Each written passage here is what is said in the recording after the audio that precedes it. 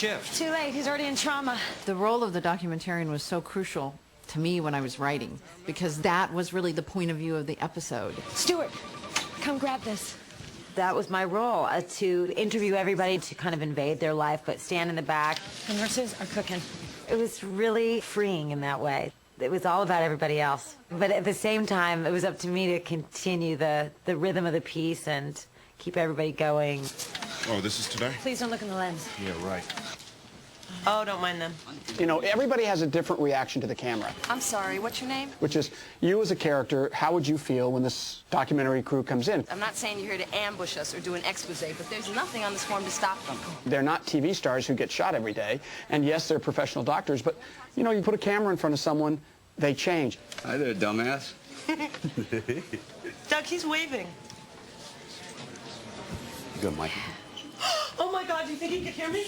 Turn it off. Out! Get out! Out! Those were all sort of built in to sort of give the audience this feeling of, oh, those people are having this experience for the first time also, the way that the audience at home was having the experience. We realized that the music of ER has always been really important, but in our format of a documentary, our regular score wasn't going to work. In the script, I wrote in a guy who just keeps drumming on things. Would somebody shut that guy up? And that would be a way to trigger how we get live music into this thing, and that the cacophony of the scenes could be enhanced by this live performance. You didn't even know that man! He was just trying to help! I had to come up with some kind of dramatic device to justify the act breaks and going to commercial. And the gang brawl, I mean, that was really just great. And the camera gets knocked away. That act out, I think, really worked great. John Wells, who was watching the show, and that act out happened, apparently just sort of flew out of his seat, came running into the truck, grabbed me, kissed me, and then ran back. Hey, how you doing? What's this for? It's 8-1, Cubs behind, bottom of 7. The Cub game was on another station. If you were in Chicago, you could watch, I'm pretty sure it was WGN, you could watch that game. You know, it's sort of the kidnapper going, I'm holding up the newspaper. It's sort of our way to sort of say, this really is live right now. You guys talking about the filmmakers? Yep. Yeah, we don't trust them. Yeah, the bloodsuckers. You think you should be doing that in front of their cameras? Oh, thank you. Is that on? Yeah, Mark, got a double trauma. I can only imagine how tense it would feel to watch that show, both dramatically and also just because it's live. You are interactive. You are a participant at this point. On my count. 1, 2, 3. Help him, we can't breathe. Are they going to fall off the cliff? Is it going to happen? Is there going to be an accident? Is something going to go wrong? So you've got that tension in you, and now you're watching this story, which is there's a fight in it, somebody's dying. It was just very, very tense. People at home enjoy watching a live event, not for what's perhaps predictable, but perhaps for what's unpredictable. You got to stay on your toes. Damn. You want to stop doing crack? Hey, you think this will be in the movie? This is just a little picnic. I had a real big concern that my headset was going to die during the live episode. So I wrote this note, and I had it in my back pocket, and it says, if this note comes up, it means I've lost audio, and I'm very upset. Excuse me, I missed one day. Did you point me towards casualty? Sorry, trauma. I mean trauma. That was her introduction on ER, so that she had to do a live show to introduce herself. I just sort of felt like, well, I'll just go along with whatever comes my way, because I had nothing else to compare it to. It was kind of, okay, if this is the way you want to do television here in America, I'm more than game to do it that way. All I was concerned about was, after I had shot my scene, when the camera then moved on, was that could I creep and sneak around the corners without being seen and without, tripping on something or knocking something over. Thank God my character had a clipboard, because the clipboard, I had notes like, duck. Like when this happens, duck, because the camera has to swing over your head.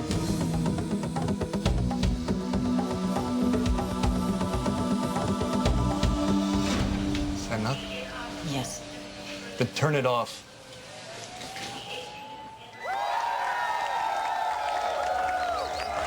The end of that first show, and when we went to black, it was just this eruption. People were just elated. There was an energy out there that was so electric, you could just plug into it and run the city. It was a fantastic moment. Nobody knew what to say, nobody knew what to do, but we had survived it together. And then we were like, oh, we got to do this again. Obviously, everyone's feeling great. It was an incredible show, and we really did well. That means nothing to anyone who's about to see the show now. And all I could think is, oh my gosh, I have like 55 minutes now to get everybody back into, game day. I know it's really easy to get back up there. Everybody from this point on, start to stay focused. Try to remember where we were when we started that first show, because we're out to a hell of a lot of people still. And we want the show to be just as good, and in fact, I believe the show can be better than the show that To look at which show is the better performance, I don't think you can make a judgment. Can't believe we did it twice. I thought we were going to start with him coming on shift. Too late, he's already in trauma. Careful. The second show, there was some things that were cleaner. The baby was different in the second show. The first show, the baby was unbelievable. It was like shocking. Yes, it is. Anna, can you pull the light over here? I know, sweetheart. Hang on. The baby would cry, and then George had a speech, and it would be like, the baby got very quiet and listened. That's not a canine bite. That's a bite from an immature Homo sapien. That's one who still has his primary incisors. And then the baby started crying again off screen. It was like, how did I do that? Why don't you guys wait here? If you and I can speak out in the hallways, that'd be... Well, the vomit, yeah. The vomit gag. The actor had like a bicycle pump down kind of low, with a tube coming up under his chin. And on the East Coast version, it splashed in the emphasis base and it kind of came up and hit me on the underside of my face. And I remember thinking, okay, you got to react to the fact that man just vomited in your mouth. But you don't want to do anything that's going to take more time than you've already rehearsed this to take, because everything's sort of worked out to the second. I feel much better. Good. That particular vomit was Dinty Moore beef stew mixed with a Mexican rice drink called horchata. If you look at the East Coast version, basically what happens is I pull a gurney down the hall and let him go, and then I whip around and pull another one down, and that's when they get too close to me, theoretically, and I hit the floor. And when I pick it up, they're already in the trauma room, and I jam after them, and I catch up with them. If you look at the West Coast version, I pulled them back and brought them around, and then when I whipped back around, there was an extra standing there, and I actually bumped into her. The thing is, I've got a hose about, this big on the back of the camera, and I realized that it's hooked around the gurney, the hoses, so they're pulling the camera. And God bless Monte Russell, who was the paramedic right in the foreground. He saw what was happening, and he went, took it off. I put it back on my shoulder and went up. And I remember you coming in and going, there was something about the fall that it just felt real that time. It was great. And I remember thinking, tell him later, we have 2 acts to go, tell him afterwards. And then after everything was over, I told him how close it had actually, because I really thought, I was like, I'm gonna lose this. This is it. No, stop. No, It's all right. stop, get away from me! Jesse Borrego played an HIV-positive patient. At one point holds doctors at bay with a syringe full of his own infected blood, which in the first performance to the East Coast went off without a hitch. And in the second performance, that syringe wasn't reset, so he didn't have it there to hold everybody at bay. But other than that, I think that technically both shows went off really well, really well.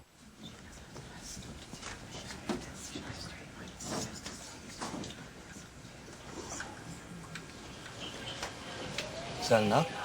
Yeah. Then turn it off.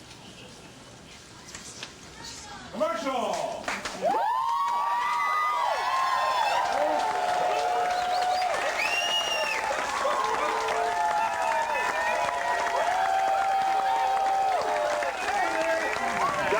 We've got the best damn crew in television! A little bit of round of applause for somebody named Tommy Schmidt. It's shocking to me that we actually got better. Guys, we got better. Finally, everybody, 2 people over there had the idea in the first place.